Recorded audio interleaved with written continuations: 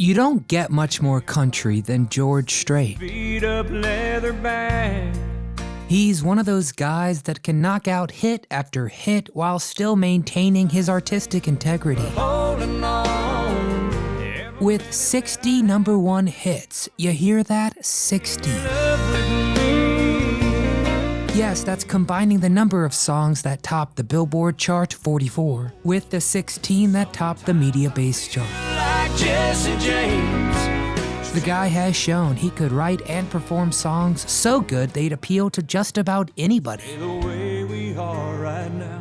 But he's also never sold out and made glitzy pop country, or at least I don't think he has. The beer world. But while the George Strait story you probably know includes all his wildest successes, As mine. there is another side to him you probably aren't familiar with, as his career and life has been much more difficult and dramatic than you may expect. So troubling at times that George has quit music on 3 separate occasions, from hundreds of rejections Refrigerator door. to awful car wrecks. George has endured biblical levels of personal tragedy, and several times he's considered giving it all up forever. We just had to try. So let's look at a courageous, talented guy battling dozens of demons. Threw 'em into a pile. Who will ultimately win? Let's dive into the secrets about the man behind the songs you know and love, finding out the pain that lies behind. Heard a broken hello. But before we begin, remember to give this video a thumbs up to show support for us and George. And make sure you're subscribed so you never miss out on videos like this. Back to you. We're gonna, Give it all we got tonight. so let's go find out. What happened? The Nashville Grind. Strait had earned a reputation for being one of the most innovative and exciting live performers in music, period. He used new techniques like 360-degree performances to captivate audiences worldwide.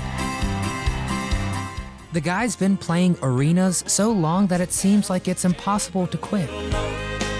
But the truth is always much more complicated. In fact, George has actually quit music completely multiple times. So what tragedies led George to the brink of giving up his passion? And what happened most recently to make George put the guitar down? Even before he made a name for himself, George had been a principled musician.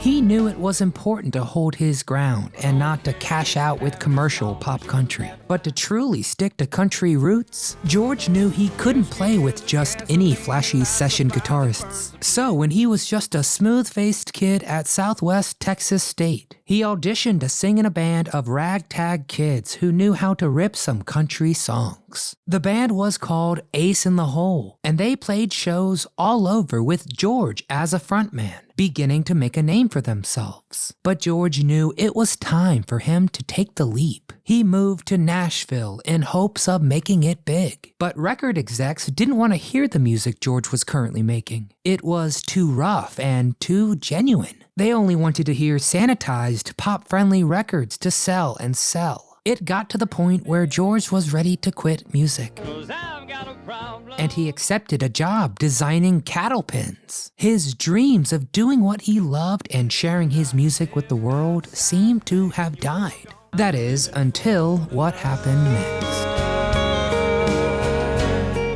Support system. George's wife, Norma, had supported George's dreams for years. Ever since high school, she supported him, moving around the country and dealing with a penniless life. But she knew the two of them had invested enough sweat and tears that giving up was just not an option. So she sat him down and convinced him to keep trying for just one more year. One more year, she said, and if nothing happened, George could spend the rest of his life designing cattle pens if that's what he wanted, and Norma would be plenty okay with it. She wanted him to give one more year, if not for him, then for her. And at her request, George continued the grind, reuniting with Ace in the Hole and touring extensively. Well, the extra effort paid off, and George Strait landed a record deal in 1981. And boy, did he know who he wanted as his backing band. Ace in the Hole would support him over the next 3 decades, thick and thin. Well, that is until everything changed. A farewell tour. On September 26, 2012, George Strait announced he was retiring from touring. Constant travel and performance was wearing him out, and he knew he wanted to spend more time with his family. So he planned a massive tour called the Cowboy Rides Again Tour. And it was a massive success, I used to sit beside him in New Haven. earning rave reviews in major publications and delighting fans. It set records all over, including the largest gross at a single-show country concert, That I can't play. which was over $18 million, and the largest indoor concert ever with over 104,000 people attending.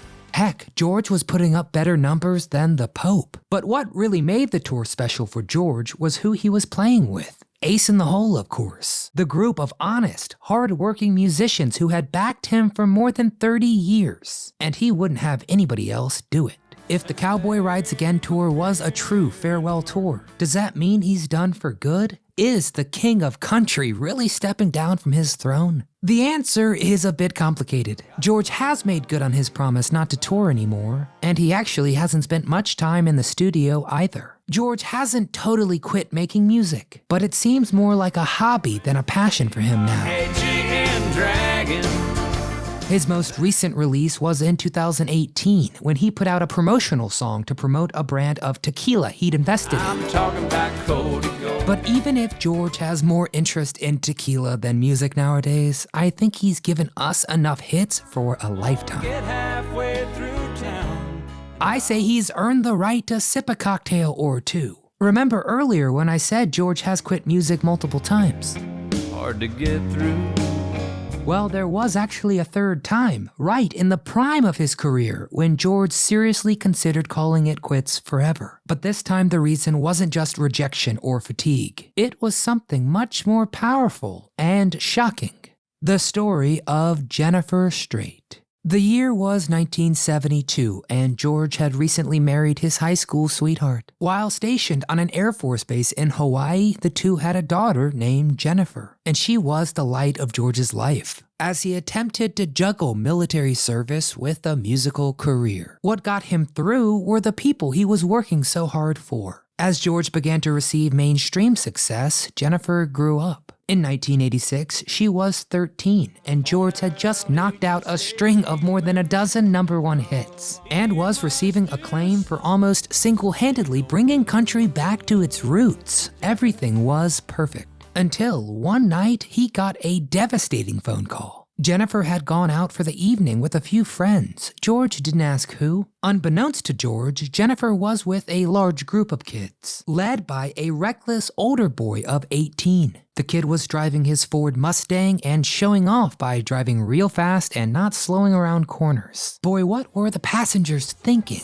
Being whipped around cacti, wanting to say slow down, but not wanting to be a killjoy. The older boy pushed his luck and whipped around a corner so fast the car flipped. Jennifer Strait, sitting in the passenger seat, was not wearing a seatbelt. She was ejected from the vehicle and killed almost instantly. The driver and other passengers all survived. And just as George's hard work was paying off, and his life taking shape finally with his wife and daughter he adored, he was struck by a tragedy so decimating that most people can't even fathom it. Of course, he could have quit country music, or could have buried himself in his career. Did he do either of the polar opposites? What did George do? Redemption. George didn't choose either polar choice. The accident helped remind him what really mattered, and he decided to cut off most of his contact with the media and spend time with just his family. But he decided to not quit music, as it was a way for him to process the immense pain, and he knew he had to provide for his family. So even in this difficult time, to say the least, George pumped out classic after classic, releasing 11 straight #1 hits. I'll stop and call. In the meantime, processing such a tragedy was made even more difficult to bear because of the ongoing legal battles that emerged over how to punish the driver of the doomed Mustang. First, he was indicted on involuntary manslaughter, but then the charge was lessened to a misdemeanor. Then he was charged with criminally negligent homicide. 3 different juries were convened in the controversial case. It must have been insanely frustrating to watch the guy who killed your daughter constantly slip away from charges. But George didn't get caught up in retribution. Instead, he channeled his pain into charity, the Jennifer Lynn Strait Foundation, which I think speaks to what kind of man George Strait is. When beset by tragedy, he coped by putting faith in 2 things: good works and good music. And that's why George Strait is known for being a devoted family man and a principled artist. Heck, a man of the people. I don't think there's anybody out there who would say he doesn't deserve what he's earned. But as we've seen, the universe doesn't always see it that way. And although George isn't making much music nowadays, I'm still hoping for something new to drop. But even if it doesn't, then hey, I guess he's earned an easy retirement. There is a George Strait song for just about any occasion. So now it's your turn, and tell me your favorite song by George. Which record do you constantly listen to? Who out there has ever seen one of his great live shows? Tell me all memories of George Strait. And before you go, please hit the thumbs up icon if you don't mind. Subscribe to our channel and come back often so we can keep telling you